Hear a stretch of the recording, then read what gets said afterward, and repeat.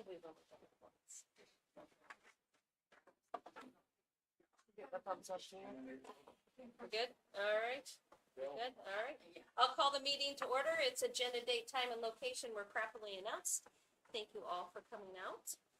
We'll start with the approval of the minutes of April 28th, 2025, the regular meeting, and May 12th, 2025, the board retreat. Is there a motion to approve? Katie, is there a second? I'll second. Chris? Okay, any corrections, questions? All those in favor, please say aye. Aye. Opposed? Motion carries. Payment of the bills. Is there a motion to approve for the month of April the amount of $843,945.04? So moved. Rini, is there a second? I'll second. Amy, any questions? I actually just had a couple, and I'm sorry, I should have mentioned it There you go. earlier. You can test us. I Test was us. Here we wondering go. Yes. about the Tiger Tech CNC router for 27,000. Just wondered where that went, and was that something that's for Tech Ed? Yeah, that was Mr. Jacobson's project. Oh, okay. And part of that was funded from a grant from WDPC that we wrote for. Oh, okay. Great. So we replaced one, improved it, or, okay. Correct. And then just more curiosity, United Fundraising and Promotions for 9,415. Was that a fundraiser, or do we know what that one was for? I didn't get it, my colleague did, so I had. to Okay. look at it. It just seemed like I didn't recognize that one. Yeah, no, I recognize it. Maybe. So I will let you know. Thank you. Any other questions? All those in favor, please say aye. Opposed? Motion carries. And the cash summary? No questions, but I'm just gonna put a big thank you out to Patty. I know we're in the part right now of doing all of our grants and doing all the requests and everything there, so everything is up to date, and I keep getting emails every day, like DPI is okay at this, DPI is okay at that, so just keep moving forward. Okay. Any questions today on the cash summary? All right. Donations. Yes, congratulations to Mrs. Gano for the Budding Botanist Celebrate. For science in second grade, it was another donor's choice. So. Nice. I didn't see any public comments when I came in. No one listed on there. Anybody change their mind? Okay. That takes us to the referendum discussion. Okay, you have the updates here. Hopefully you got to walk by the new honor wall. We have right now the emblems and the cases up. Thank you, Debbie and Cindy. I went through all of the veterans, the list that you guys, is there something like 400 names that we have right now? And scouring through all kinds of databases and everything else. So this is becoming a really cool community project of a lot of people. Garrett, we know, is doing this as his Eagle Scout, but there's been a lot of really dedicated people to make this a really cool piece. So it's, once everything's done and it fits in the hallways, have carpeting and everything looks good, it'll look even better, but it looks pretty good the way it is right now. So other than that, we're on our time frame is where it's supposed to be. Myron is just chomping at the bit to start June 2nd and get things going. So we're gonna have a busy summer, but it's kind of a cool time right now. Okay. Any questions? How far back does the 400, how far back did you have to go for that? The Civil War. Yeah. Yeah. That's, yeah. Well, right. These are just graduates, right? Or are we doing the whole Random Lake community? We are making it people from the Random Lake community during this time. So So acknowledging anyone from this area that would be there. At that time, this is a time of one-room schoolhouses and things like that. But thought if we're gonna do it, let's go back to the beginning on it. So, we don't have records, some of these maybe graduated 8th grade, who knows, from the Civil War. We have a bunch of World War I that were students that actually didn't graduate to go to war, I think, right? We found some of those out, so.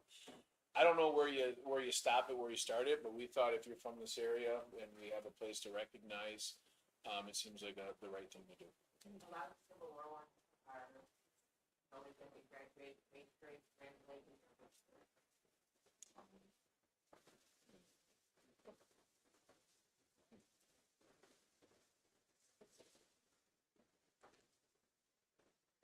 That's cool though. Interesting. Anything else on that, on the construction? Nope. I guess I could say the choir and the fitness room, those things are, in the final stages right now. Our equipment for the fitness center is supposed to be coming in July and, we'll be set here. By the time we get back, everything will be ready to roll. When will the fitness center be open to the community? So luckily we have Jake here, so, we have the fitness center, the old fitness center, what are the hours for the? It was still open 5 AM to 7 AM, Monday to Thursday through summer, as well as 3 o'clock to 6 o'clock. And then, like, we said, early July, we get everything delivered. Make sure that everything is all systems go, and then by mid-August, the soft opening, then by end of August, school starts up. We're fortunate with mostly all new equipment in the new fitness center. We can leave that old section, that's just gonna be storage anyways, so it allows us that time to make sure everything's set, ready to go, and looks good.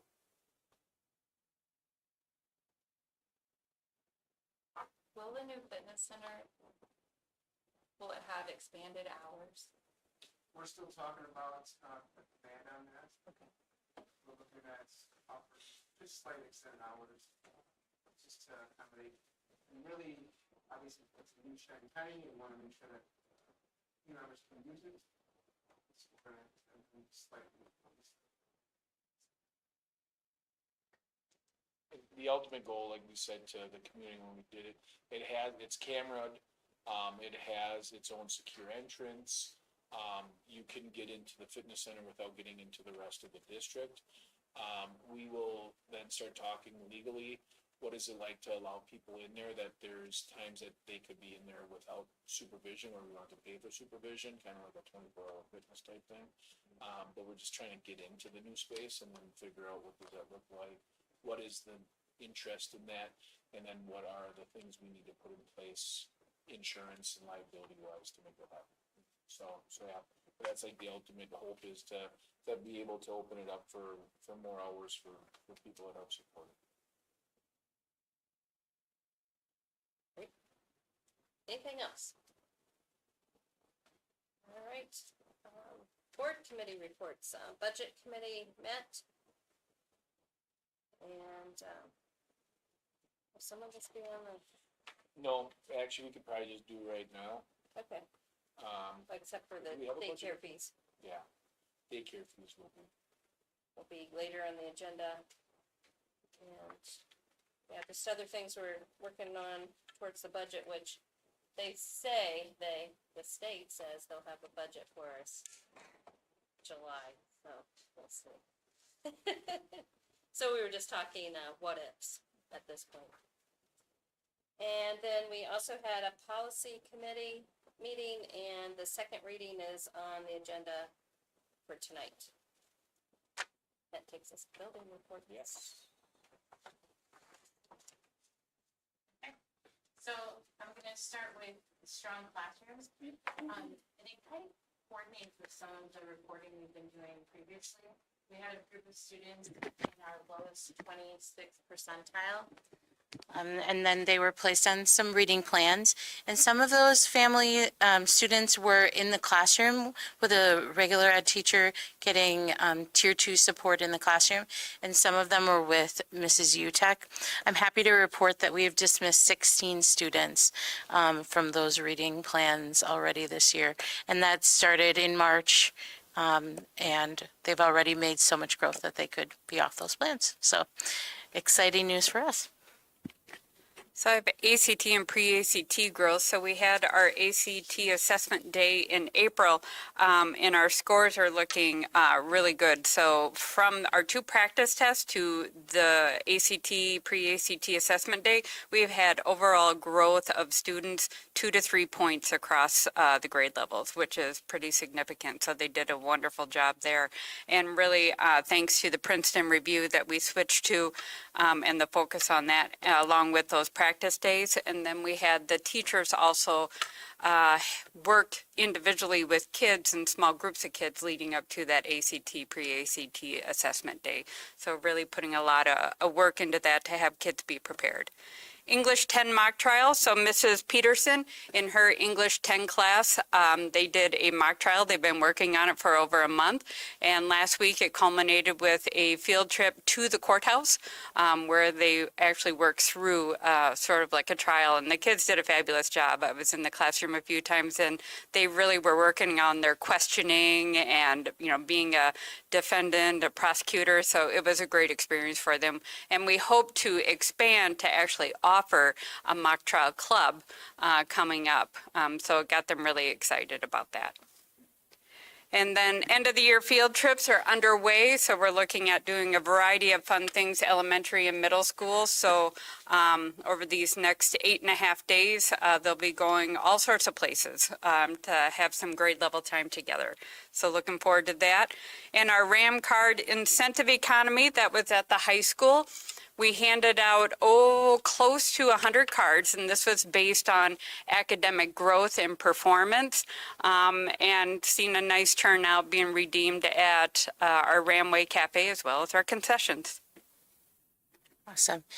Our final day of school, we're going to do a student choice day. This was the idea of our PBIS team, so allowing students to choose things that they might be interested in.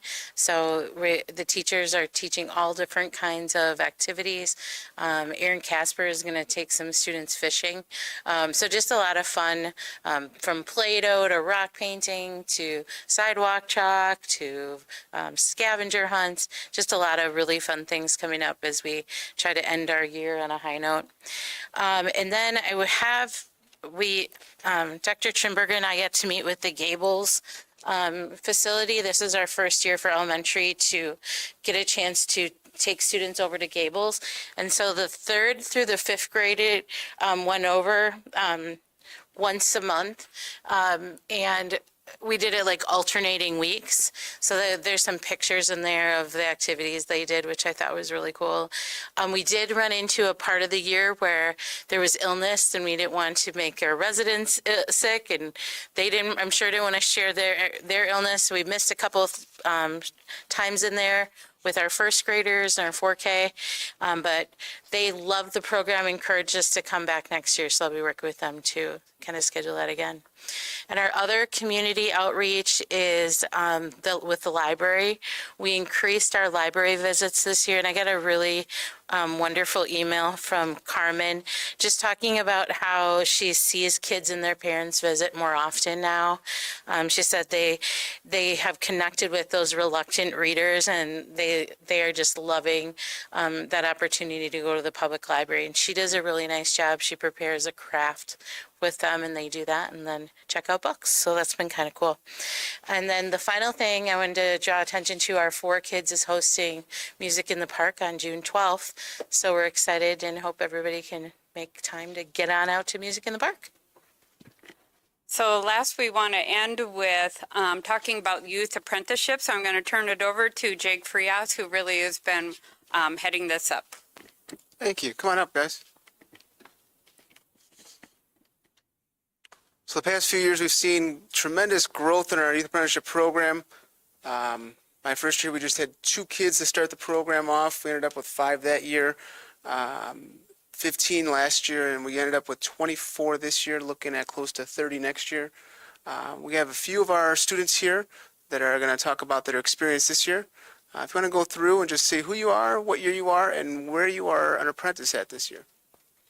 I'm Christiana Vanden Heuvel. I'm a senior this year, and I'm apprenticing here at Random Lake Elementary School as a teacher. I'm Tucker Hiller, and I'm a senior this year, and I'm employed here at the school as like a teacher's assistant.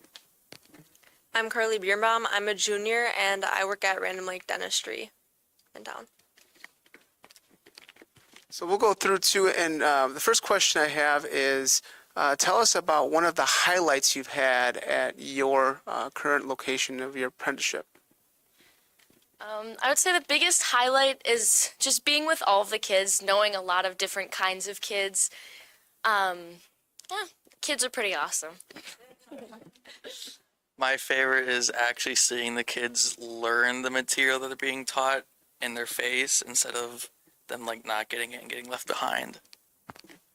My favorite thing is working with people and being able to learn new things and get a head start on what I'm going to be doing in the future. And the big push is making sure that you guys are getting hands-on life lessons as well. Tell us about some life lessons that this apprenticeship opportunity has taught you. I don't know. I guess it's never easy, but learning along the way, it's always really worth it, and it's always pretty fun to learn. Patience. Some kids don't get it as fast, and I learned that the hard way with a couple kids, but that's probably the most important part that I learned. Probably communication with patients, with the people that I work with, and time management, scheduling, and things like that. And finally, where are you guys looking to pursue your post-secondary degree after Random Lake High School? I'm going to LTC for an associate's in education, but I do plan to go forward and become a music teacher eventually with probably elementary students. I want to go to Green Bay, Sheboygan for 2 years with a major in math and then minor in education. I might switch that to education, like be a science teacher instead. My plan right now is MATC for dental hygiene or LTC. Any questions from the board members at all? Has it been just for a semester, or have you had the internship for the whole school year? All year. So they're all full-year apprenticeships. Can you tell us a little bit about like the application process, like how you decided you wanted to do it, what you had to do to get, like, is it competitive, is it? I came in during the summer last year, and at first, I don't think I had a very good, it wasn't an actual, like, what's it called, interview, and I didn't think I was going to get it because I thought I did a really bad job, but I guess I didn't. I didn't know if it was competitive or not. Was it? No, I guess it was. But, yeah, it felt like an actual job interview, at least to me. I, in the summer, started, like, I was at a dentist appointment, and I talked to them about being interested in it, and then I talked to Mr. Frias about getting into possibly doing youth apprenticeship. They let me come in for a job shadow, and then I started a couple months later, and I'm doing work release next year, too. Do you have anything? To be honest, I don't remember much of that whole process. That was a long time ago. But, yeah. So have you had, are you happy with the amount of time you're away from school and that you're like, or you go on most of the day, or you? On Mondays, I leave school at 1, and the rest of the days I leave at 11. Are you still in school? I don't do sports. I do theater in the fall, and it never conflicted. They were really flexible with my hours and everything. But yeah.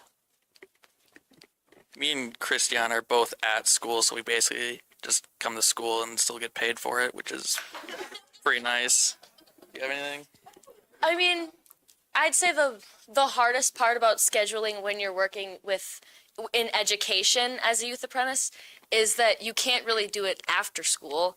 There's not much, not much else you could do. In service. That's true.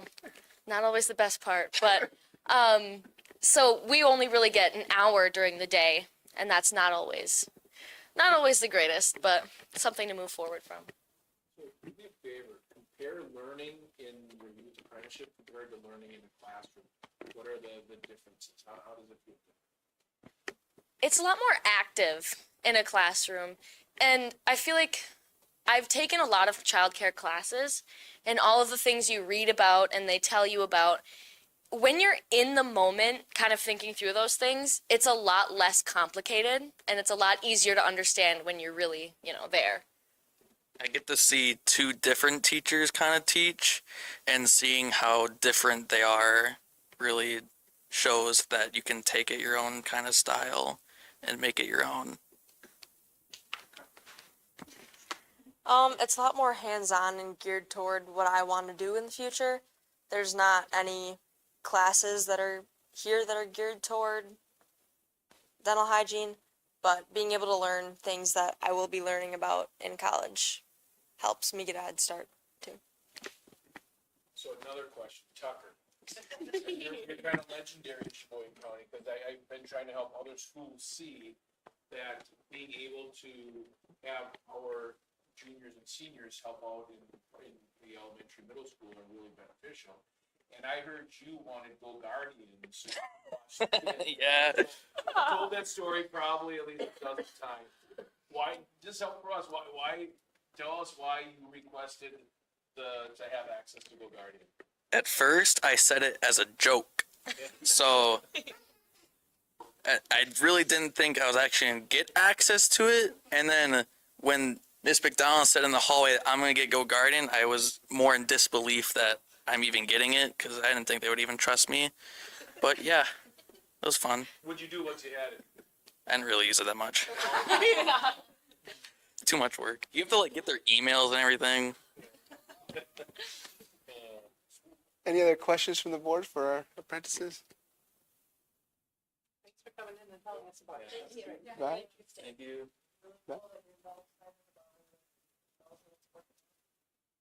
Awesome. Thank you, guys. Appreciate it. Good luck, guys.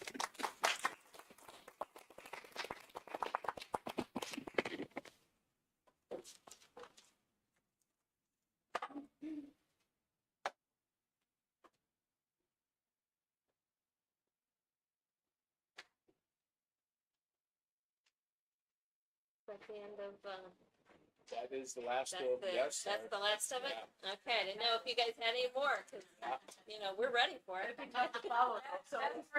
Yeah.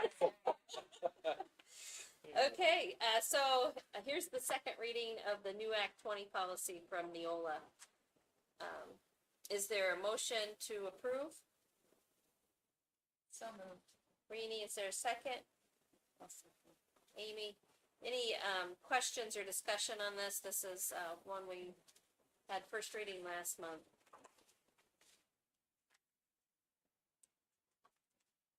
All those in favor, please say aye. Opposed? Motion carries. Next, we have the list of potential graduates, 2025. There is one on the list that is just here for sports, so if you saw a name on there that is marked out, I don't know if anybody else got that marked out, but I did. Is there a motion to approve, Rini? I'll make a motion. Is there a second? Katie, any questions or discussion? So we have 59 or 60? Do you know? I didn't count them. Do you know? 60, but with the one taken off, so 59. 59, we're at 50. Okay. All those in favor, please say aye. Aye. Opposed? Motion carries. Daycare fee schedule. There is a slight increase proposed for the daycare. Is there a motion to approve? Katie, is there a second? Chris, any questions or discussion? Kim, do you remember what the, like, what this was when you were working, or Patty, when you were working with Deanna on this? Where the numbers came from? We asked about this in the subcommittee meeting. I'm like, I think it was a kind of percentage based off the 5-day, and then from there, did she share that with you at all? Okay. Pretty consistent with the area and stuff. Yeah. She had always, that's the first thing, like, what's everybody locally getting, what it look like, so. That's- Any other questions? All those in favor, please say aye. Opposed? Motion carries. Next, we have the continuation of participation in the 660301 agreement with Cedar Grove, Belgium, and Oostburg for occupational services.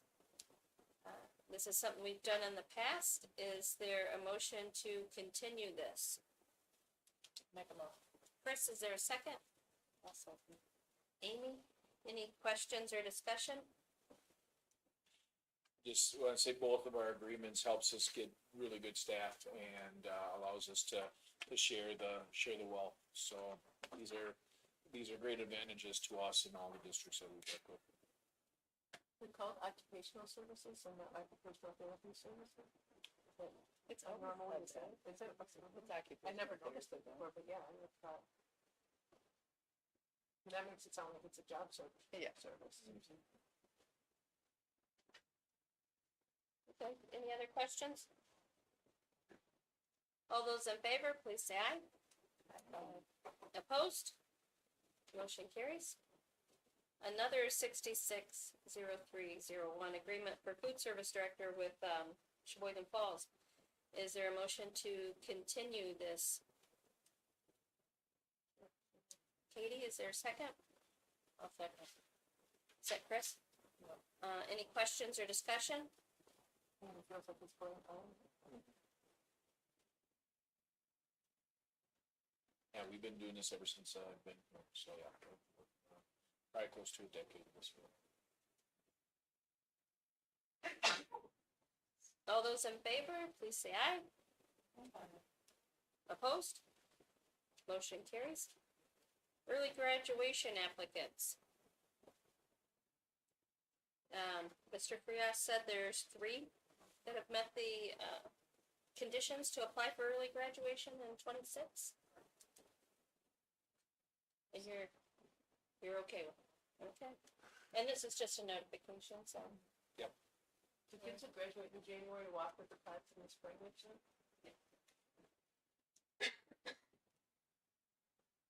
Do you know what they're doing? By chance, like, What they're going on to do. yeah, like why they're leaving? Well, they're moving on for technical college. That means they've already earned all of their credits. Okay. One came to us with like a certain number of credits already. So they just want to get out, moving on with your education. One is going to go into the workforce. Okay. We have 1 staff resignation. Is there a motion to approve the resignation from Michelle Shefkin with thanks for her 9 years of service to the district? Chris, is there a second? Katie, any questions or discussion? All those in favor, please say aye. Opposed? Motion carries. And we don't have anything for salaried and support staff resignations. And no new professional staff, so that's 16 and 17 we can check off. And next, that takes us into the open enrollment applications. Your name's on that. Yeah, so, we talked a little bit about this, last week, Monday. As you're looking at it, you can see the highlighted are the same person that is, kind of shopping for, at other districts. And, you know, as I look at this, I think there's some areas that we're gonna dive in a little bit deeper, like we talked about, and see, if these are just people that are exploring their options at this time, or if they're planning on coming here. And, just because people apply doesn't mean they'll be leaving, so we'll be kind of doing a little bit of that here and figuring out, what are the things that make them think that maybe we don't have everything here, and what we can do to, prove to them we do, so yes. When they fill out an application, do they give reasons, or do they, like, are there any open-ended questions on there, just, or if they choose to go, do we do an exit survey trying to assess why? We have made phone calls, you know, and we have a larger number at the earlier grades. That is an anomaly that we haven't seen before, that, I've heard from others that there might be some districts that are doing some hard recruiting, with the earlier kids. We haven't had to because of our full day 4K, things like that. We were the first one there. Now I think there may be some of our younger families that don't know about our full day 4K, and have, heard that other districts have it. So those are some of the things that we need to call and figure out what's happening. I'd actually talked to a parent from another district that said that they almost feel like they're getting hounded from the time their child turns 2. That's something that we haven't historically done here, but, might be something that we need to make sure that our parents locally know what we have, especially with the things we're doing with our reading, with our intervention, with, the referendum and everything else. I think there's some opportunity to make sure that we get the word out. Some of these are siblings, it looks like, right? They're looking at the same two Yeah. schools or something. What's the blue one? That's what she shaded 2 different colors, because it was Next to one each other. person that was, yeah. Could we put something in place where we can make sure to capture, a greater understanding of why? Mhm. Like, could we establish some sort of form, or whether it's a call form, and just make that part of this process? So we can get that feedback? And, you know, call last year, you know, and it's always, you know, I can tell you the themes for making these calls are, I'm driving this way for this job, or I have this. It's family convenience that has always been, as one of the larger square mileage districts in the area. That's one of our strategic issues, is it's sometimes quicker, easier, more on the way to go to this school on this way to work than it is another. But with the pre-K and kindergarten numbers as they are, I think there's something else, and I'm not sure if it's some sort of thought of a different school. Those are some things that we'll definitely get some feedback on. I mean, I guess I'd like to see a little more data with this, if possible. Right. I mean, even if it's just categorized. Right. Maybe it's like the location of school or work, or, you know, or Right. their home and Right. work. Right. Or just so we can have, because alarming, and see it. Yeah. So I'd like to understand a little. Yeah, every year I bring it up too. I think there should be a survey. If we're losing this many kids, we need to send something out and have some concrete evidence, not just a phone call. I feel like it, it needs to come back to us so we can see it too. And, yeah, I mean, I'm not sure what kind of concrete, besides answering the phone call, or possibly sending back a survey, we're at the mercy of people that want to talk to us, if that's what they choose. So, in most cases, they've been pretty good at having a conversation from there, so. Or even a third party to do it. If you're saying they're at the mercy of wanting to talk to us, hopefully that's not because they're upset about something. Right. It's more just Busy, they're busy. want to call back, things like that. I mean, I don't know much about the actual concerns, but I have had a couple conversations with parents over the last week or two. had called me, so, you know, if there is something going on. And I think we have a finger on a couple things on this already, so, it's one of those things that we'll keep looking into. There's some really false narratives on some things that, we'll be addressing as well, so. But it all all works together on this, so. And it really reduces your funding too, right, as you keep losing more children, so then it really reduces your number. And I'd be careful to say we keep losing individuals. It's, our numbers have, you know, we're in a declining enrollment of a few percentage every year, which is very similar to a lot of other districts. Now, you know, as you look at it, every grade, besides our early grades, are, you know, it was 2 years ago, we actually had as many open enrollment in as out. So, it's alarming, but I also think we'll figure out what's going on here. And just because people applied doesn't mean they will. So I think sometimes it's just what are the options that are open at that time. So we had some time over the summer to work on this. And these people can always come back, right? So, we're hearing, sometimes you can hear great things in other places and those experience aren't, and they just naturally kind of come back. And you don't see that in the numbers as families come back and find out what we have here. So, these numbers are shocking, but they usually, they level out some. So, but it's been a number we've been chasing from well before our time, that there's some things strategically that are at a disadvantage for a district that has 90 school calls. It'd be nice to be able to reach out to them, like I'm sure this year was tough, especially over here with the renovations and stuff, so, I mean, kind of reaching out, like, just hang up for another year, if it's sort of like problems with moving around and I don't know how the space is for little kids, right? That's probably distracting for them. I would tell you, you know, with what we're doing with technology, with what our reading, what our intervention plans are, I can tell you that as a district, knowing what's around here, we have a product that's second to none.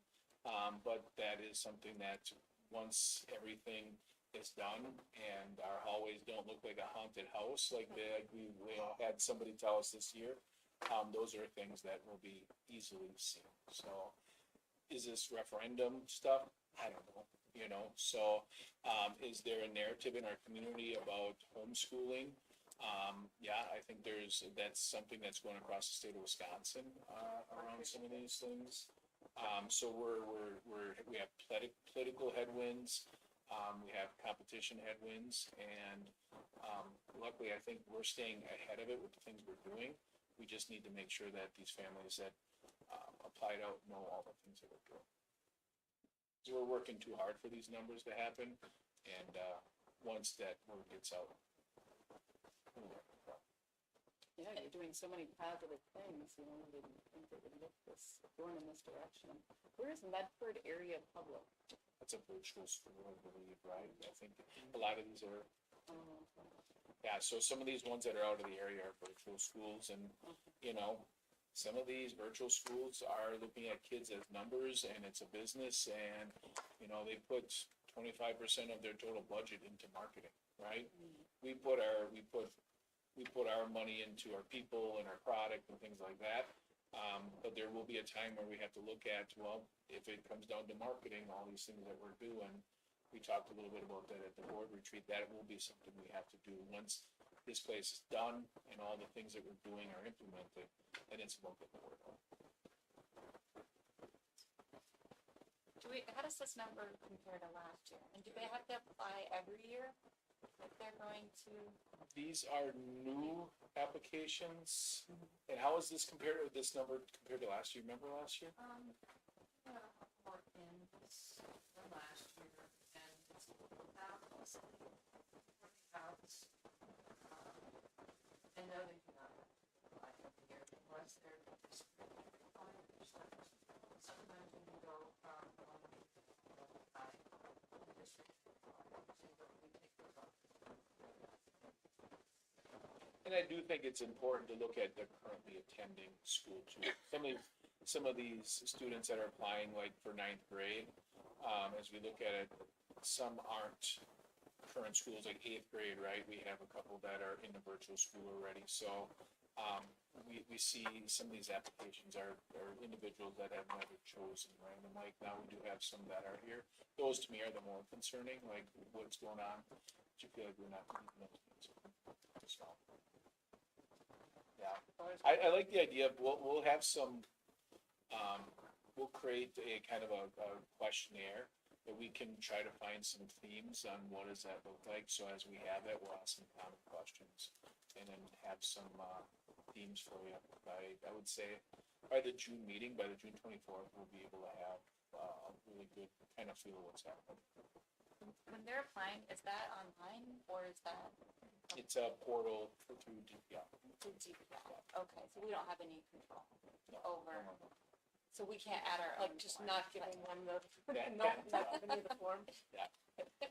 We can't say no, you can't apply other places, so yes, But we can't add an additional form that would be a survey as Right. to why. no. But we can give a consistent message Yeah. that we welcome you back.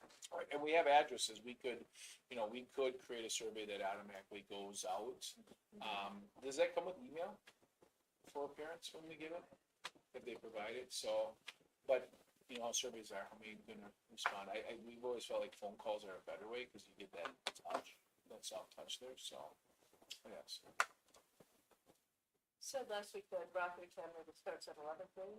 So you don't think that's reflected in the information? We haven't lost anyone to Rocket Academy, even though our district around us have, we have. And that's another place where between youth apprenticeship and our industry 4.0, we have a state recognized program that's won awards. We, in a way, that is being marketed as this really great opportunity. We've had students that said, hey, we want to go, and then after they look at it, they see they actually have a better opportunity here of staying at their own school, having industry recognized credentials, working with local employers, getting college credits. But it's again, the thing of marketing, right? That looked like the new shiny object. We should do that when we actually have a chance to talk to the kids, none of them left. But other districts don't have those same options, so they're seeing more enrollment from some of those other districts that don't have it. I wondered about the 2 and 9th grade that are doing that, because I know there was some like chatter about like, if you're gonna do Rocket Academy and you're in sports, you have to go in 9th grade, so that you're already in it, so. That, like, I haven't ever heard anybody say they're actually doing it, I've just heard people express that the problem was the sports. And so then if they're like getting wind of that, then we could do some early, Yeah, because you have to by the end of your freshman. So yeah, so not the data we want to see, but something that's, we've talked about, we have a plan, and we're gonna, we'll come back with some more data on that. Okay. Our board meeting dates. So we are changing our board meetings to the fourth Monday of the month, unless the fourth Monday is a holiday. Then it's gonna be the third Monday. Correct. That's what we've decided so far. So we're still trying this out, but that's the plan right now. starting next month. Yep, so June, what's that gonna give us? June 23rd. June 23rd. Yes. Oh, that's in your informational items. Yep, Okay, got it. so we have moved on to information. Perfect, good. So, yes, our next board meeting is June 23rd. Our July one will be the 28th. And our August one should be the 25th, and then really where the fourth, Mondays don't work is Christmas, right? December, it's a little bit, very end of Thanksgiving, no. What was it, Christmas is the only one? And possibly Memorial Day. Yeah. Yes, are the two that, so those might move to the third, to Okay. December and May. Yeah, we'll see how spring break goes. Yeah. So, So if you attend every month, you'll know when the next month is. yeah. There you And go. we'll look at the calendar calendar ahead, if this is something we wanna do permanently, we'll have all the board meetings posted ahead of time, so we're not saying, when is it next month? You'll have the full calendar of that, so. We figured we'll get through June, July, August, and then we can kind of go from there. So by the annual meeting, that'd be a good time to plan out the rest of the year's board meetings. Okay, so, two things. First of all, I did have our legislative breakfast today, so we got to talk to our politicians. That's where, I was told, by our people in Madison that they fully expect to have a state budget passed by July 1st. I find that's remarkable. Since I haven't seen any of that happening, but there's a lot happening behind the scenes. So, just as kind of an update for the board, contracts for teachers have to go out May 15th. And like we do every other year, those contracts went out without the raises, onto the pay scale, because we don't put that on there till we know what happens. For all of our other staff, everyone knows we hold on raises until we know what our budget is to make sure we have a balanced budget for next year. So if that happens before July 1st, that allows us to tell everybody raises, and we can start those raises July 1st when our new calendar, our new, calendar starts here in the district. The other thing, structured adventure. I'm playing around with two different, either structured adventure or structured play. There's some really cool things we're working with. There's a lot of science around, especially in elementary, the need for our students to move more, to get outside more, to do some things. So as a district, we're in the final stages of revitalizing our wall, our rock climbing wall. If you go to any like kind of cool adventure place, they have these things called auto belayers where students can climb up, and it lets them climb up. It helps them climb and do those type of things. Those will be in place by September 1st. And we're adding a extra Phi-Ed class into all of our classes in elementary that will give our students an opportunity to get outside, use some of the walking paths we have outside, extra play time, possibly use the lake, trying to do some things that get our students more connected. We have some extra horsepower in Phi-Ed. We actually have an intern teacher that's going to be coming in, that's kind of a co-op Phi-Ed teacher that's going to take these. And it's a really cool thing. So our kids get more structured play and adventure. Our classroom teachers get a little extra prep time once every 2 weeks or so, that they get an extra hour to get their stuff ready in the classroom, and it's getting our kids out. There's just so much science around. I love our technology and our screen time and all this other stuff. We are going to give our students time to put the screens down and do something fun. I was listening to a comedian, and I've told some of you this. When I was a kid, one of my buddies always had a broken arm or a broken leg, or had something, because we're climbing on stuff or doing this. We don't have that anymore. Now, we don't want our kids to get hurt, but I think we bubble wrapped our students too much. So now we have actually one of the best rock climbing walls in the area, according to, it's 2 stories high and all these other things. So we want kids to climb. We want them to do those things. We're looking at a more of an outdoor playground that's just like logs and things like that. And I'm in talks, and I'm going to be meeting with a company that may do some things to actually just bring some of that activity into the classrooms.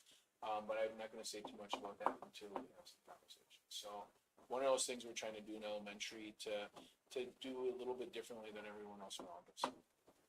So the extra PE class for all the elementary grades, is that daily? It's in their daily schedule, their weekly?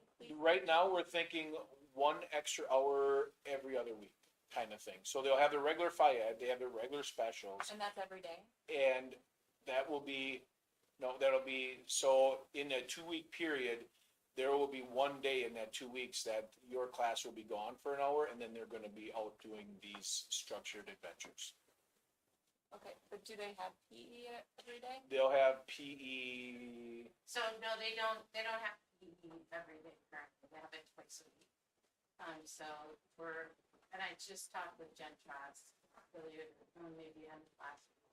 She was saying she likes for our littles that every other, like, twice a week for 30 minutes. The older, she'd rather have them for a longer period, for like an hour. And so that would be once a week, they have them for an hour. I have to talk to her a little bit more.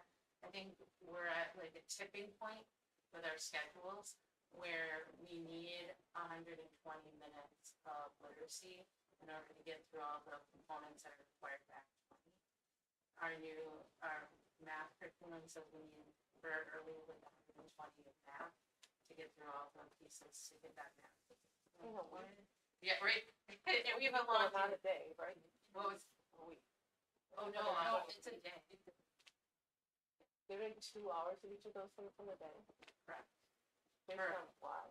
What is that? So one is based on the law for the science of reading. They have found that it needs all these 9 components in order to meet all the requirements for the early literacy pieces to help our students learn how to read. So one of those components is the 120, like. No, the Because whole 120 block is something is. that, like. So it's like reading and writing, ELA, so that whole ELA block. And then the math curriculum, it's broken up with like, some of it is even science pieces into it, so it's really integrated. And even the ELA is integrated with like social science. So you're getting more of these, I would say life skills in these pieces or informational skills, especially in ELA. So it's tricky with your specials. You want to have time in them. That's why Mike's saying like every other week. I can't pull away every day that we don't have enough time in the day to do that, but we're definitely making it a goal for them to be more active together. So when they do 120 minutes of math or reading, It's not just that the whole time. so they're like up and moving and doing like something in between there, because that feels just brutal. And I'm not sure I could get my students to do that. Oh, no, it's not sick and good for us. We do a lot with different groups and different things, so we understand students' attentions are very different. So I think when we think of what reading instruction was when we were kids, that's not what reading looks like anymore. And, there has to be, you get, a little bit of direct instruction, a little bit of hands-on, a little bit of group work, those things are rotating. A lot of them, like even down in kindergarten, they have their little whiteboards on the curb with them, and they're spelling words, which is really cool. They beginning sounds, and they're learning how to sound them out, so it's very interactive. Exciting. I think you should come in. I wouldn't do it right now. Like I guess we head into the end of the year. I'd love for you guys to come in and see some of them teaching. They're doing such a great job. So just because we're breaking down the school day, I just want to understand a little more. So how often do elementary students have recess? Well, all of them have 2 recesses a day. 2 per day. Yeah, and the one from the teachers, because teachers plan one of the recesses themselves. Some are in the morning and some are in the afternoon, depending on what works best for the classroom. The lunch one is about, I think, 20 minutes, 25 minutes. I think it's 20 minutes. And then we have another 20 minutes. When you say the teachers plan them, like they plan the time, like they don't plan the recess, right? They just go out and have recess. Correct. They want They to. plan, Okay. they just have them the time. Gotcha, okay. Yeah. Like, oh, that doesn't sound. Yeah, no. Although we do have them teach some games at the beginning of the year, just to kind of Get it started. So the recess the teachers are planning, how long is that one? Usually it's different, like for the older kids, it's usually like 15 to 20 minutes. The younger is maybe 20 to 25 minutes. It takes a little bit to get those little adults back with all their clothes and all that. So this is a change, like 120 minutes of math and ELA, is that they've increased that, so you're stuck within the confines of what the state is directing you to do? So the state approved curriculums that we could use. Now, the younger elementary, you have longer times, like the pre-K, well, I wouldn't even say pre-K, that's a different, like K, 3, they encourage like 120 minutes for you, in order to teach it to fidelity, it all different components. When you get to 4 and 5, it can be like 90 minutes they're suggesting, so that's how it's. I know at first it seems like a lot, but then when they get to know. That just feels like so much time on one. I think you have to come and experience it because it's a different feel to this, especially with the CKLA and the, you're learning science, right? So you're learning a new science fact, or you're learning something about social studies. It's reading, and we've talked about it a couple times. It's reading and social studies and science integrated, so that the student is actually learning other topics while they're learning to read.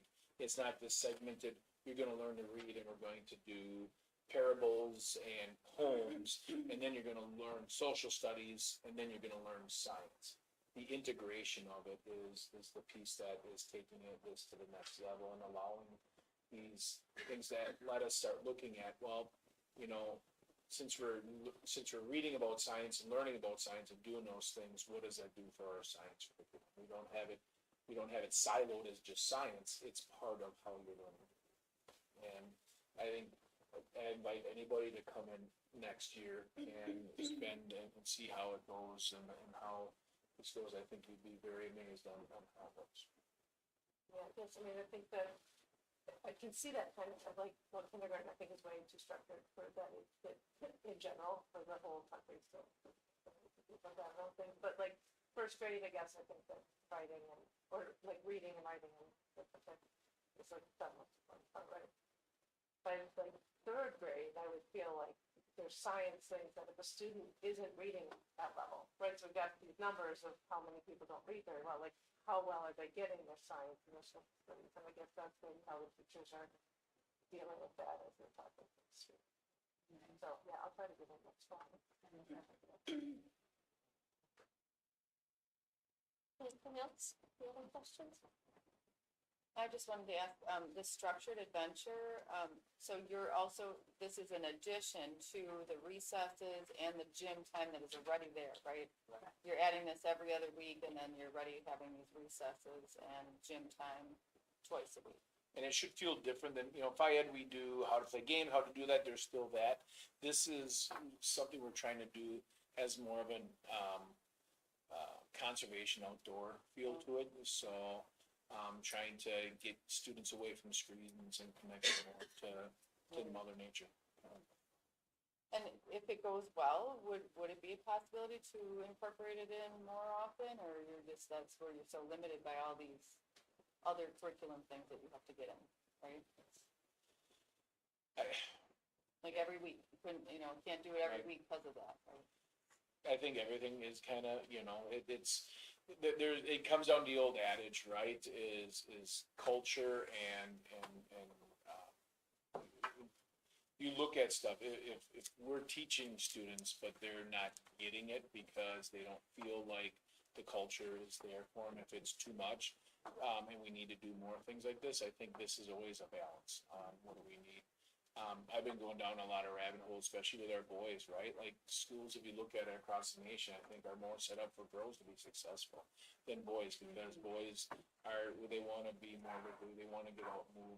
So I think we have to keep looking at different opportunities and how different students learn to make sure we do it. Because when it comes down to it, the ultimate thing is at the end is, there's a place, the policy that we passed tonight at the state of Wisconsin is saying, you don't move on to fourth grade if you can't read at third grade reading level, right? That's high stakes for a 8-year-old.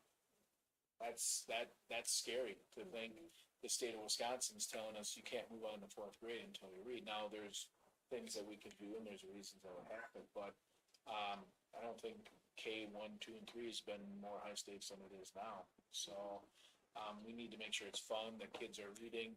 I think we're doing it. You can see how my kids came off of reading plans already with the things that we're doing. So And that data will never be more accessible than what we have with NextPath and the ways that we're having our different systems talk.